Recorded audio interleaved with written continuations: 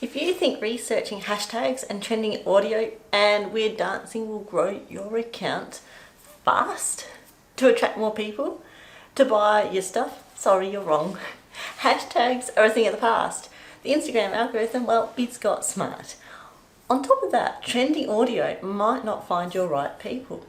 So if you're going to want to grow your account and actually sell things, you better watch this video. Ready? Hi everyone, I'm Margie.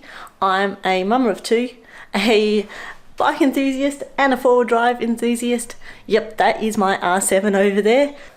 So, see here, this R7, look, it's absolutely perfect for everything I need it to do. Yes, look, I could go out and buy a super duper high performance bike, but why would I bother? All that extra power? I'm just not going to use it on the roads around here, which by the way, where I live, the speed limit's like 60, and I'd be lucky if I even get to that most days. Oh yeah, and that's 60 kilometers an hour. How does that apply to my marketing strategy?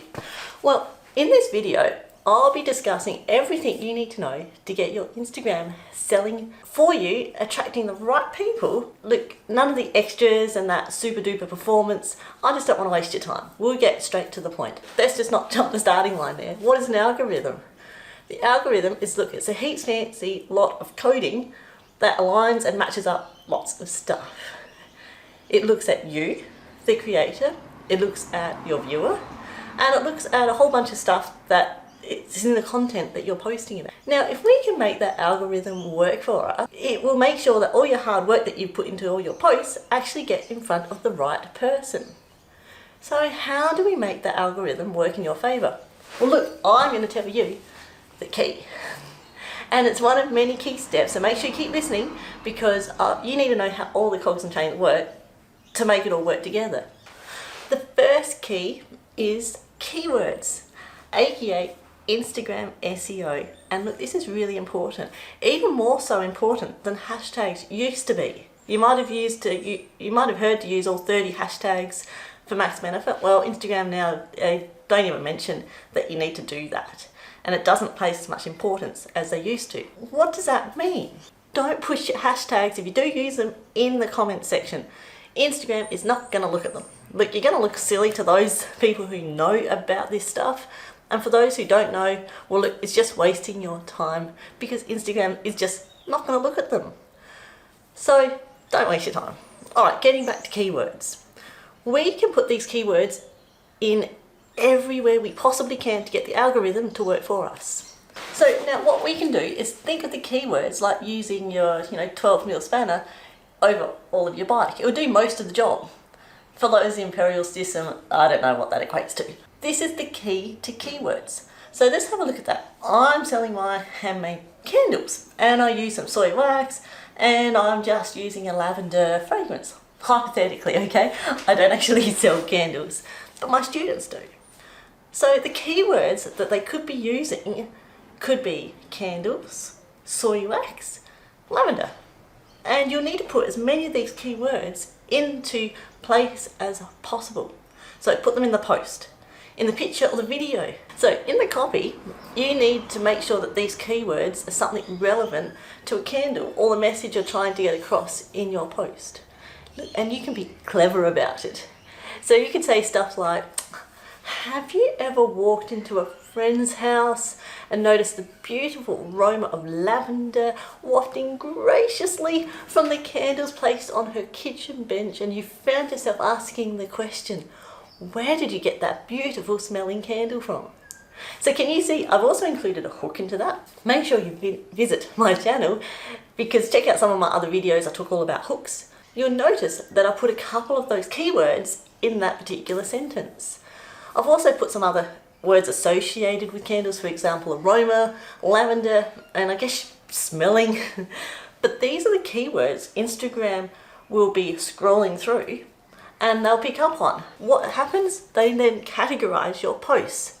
We could actually back that up by putting the word in the image. Now, just don't overthink this. When I say the word, I mean it could be the photo or the video. Yes, Instagram's really smart and it can see the picture that you're talking about.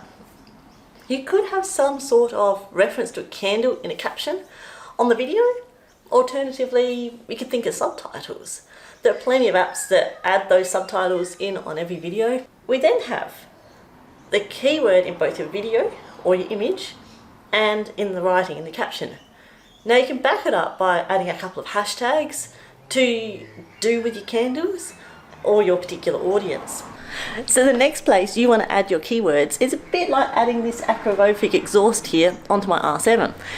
It's to give you the extra oomph, and that is put your keywords in your bio. So you will also notice that if your bio says candles or candle maker or homemade candles, it will know how to categorize your post. Hence the word candles. It's a big topic right now, hypothetically. And the algorithm will categorize your account with your post. So when a viewer pops up that has an interest in candles, Instagram will know, hey, that person is probably interested and here's a wonderful post and that you might like to see. Okay, so think about this. When you pick up your phone, you open up the app and you scroll through Instagram Reels. Have you noticed that a lot of those Reels are from accounts that you don't actually follow? Instagram's trying to push out small accounts, which is perfect for you guys with the smaller accounts because Instagram will be pushing out your channel. Yes! And you'll get more reach, more people will see it. So keywords are your first chance and your first line of getting in front of a new viewer. So this is great. Okay, so next step. Now how do you turn your viewers into a follower? This is where you need to get a little bit more creative. You need to have, look, put bluntly, some good stuff. You need to give the viewer a good reason to hang around. Then even more importantly, you need to give your viewer a really good reason to hit that follow button. Now, if you're just selling stuff and you're selling candles and your soaps and all your goodies, or if you have a service and you're just putting up your price and you just sell, look, that doesn't give somebody a really good reason to follow your account. So think about this, put yourself in your customer's shoes. Would you follow an account that's just sell? Alrighty, so that might work if you're, buying parts or something. Not speaking from experience there. But anyway, I'm off track.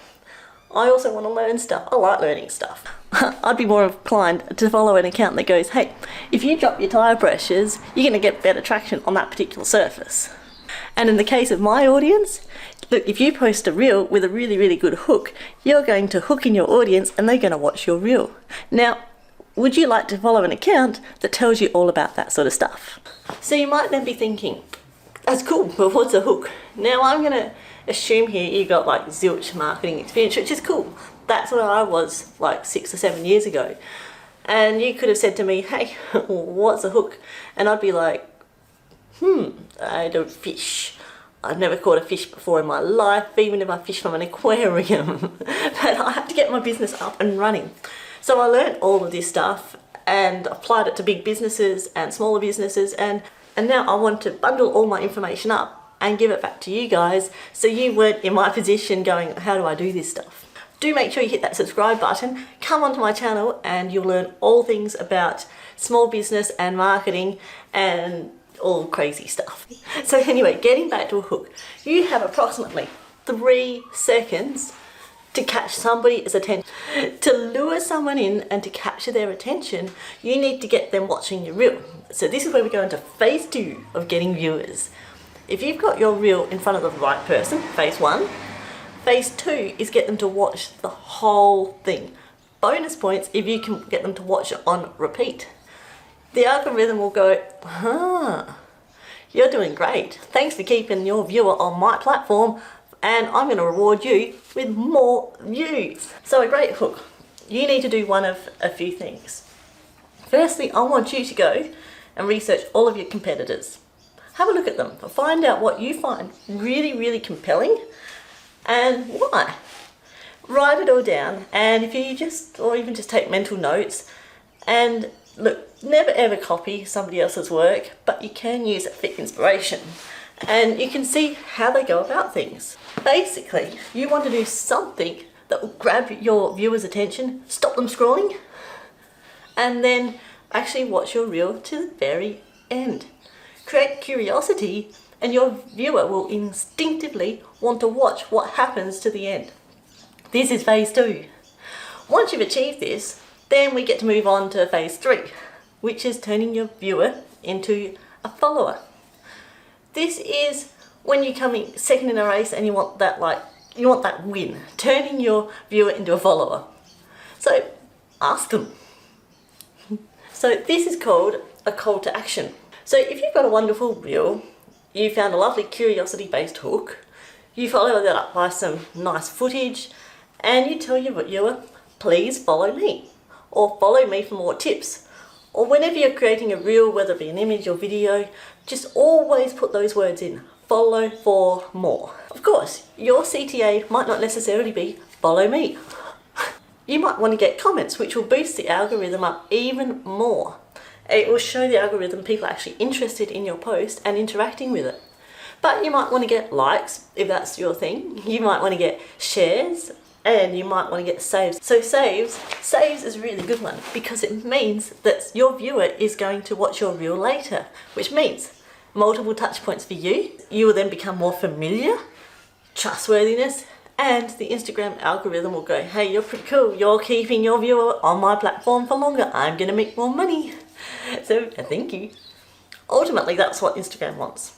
So phase 3 is add your CTA to the end of your reel and ask your viewer to do whatever it is that you like. Follow, like, share, subscribe, DM, the list is endless and it's only limited by your creativity. You might be asking, that's all great, but I still got my product to sell. That's because that's the bit that everyone thinks about. Look, it doesn't matter if you got 2,000, 20,000 followers. If no one buys your stuff, well, look, you just don't have a business. It's a bit like that flat tire. So how do we turn the followers, however many you have, into excited customers that keep coming back for more? This is where the nurturing and the touch points come in. Like I said before, people just don't follow accounts that are sell, sell, sell, sell. But you do need to mention your product and you do need to tell them that you can buy it. So you can do this in one of two ways. The first way, it's subtle. Put up some customer testimonies, put up some customer feedback.